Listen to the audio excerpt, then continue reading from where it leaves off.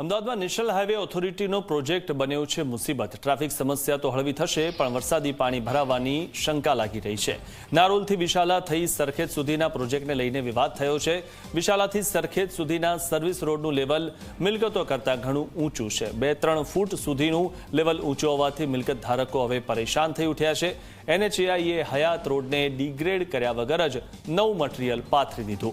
રોડના વધુ પડતા લેવલથી ચોમાસામાં પાણી ભરાવાની આશંકા છે અને દરેક ચોમાસામાં અમદાવાદમાં પાણી દરેક વિસ્તારમાં ભરાય છે।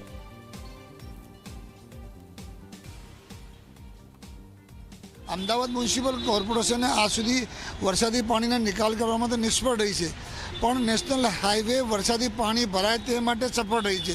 અમે વારંવાર રજૂઆતો કરવા છતાં પણ થયું નથી।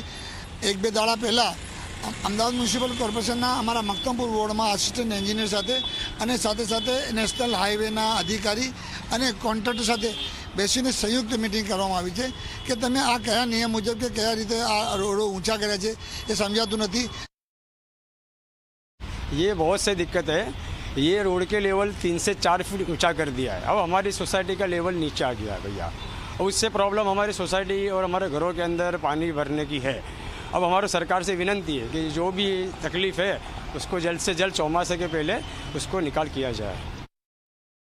जी, ये बारिश आएगी इस टाइम पे तो ऐसा होगा कि यहाँ से पानी भरा जाएगा और न्यू नॉर्मल ये धंधा करने वाले इन सबको तकलीफ पड़ने वाली है। तो इससे अच्छा है कि ये रोड लेवल होता है तो अच्छा रहता। जैसे अभी ये देखो, आम आदमी ये धंधा करने वाले इंसान है, सब रोड पे 2 पैसा कमाने खड़े हैं। बारिश में इनको तकलीफ होगी तो सब तीरी बीरी हो जाएगा, बेचारों का नुकसान होगा वो अलग।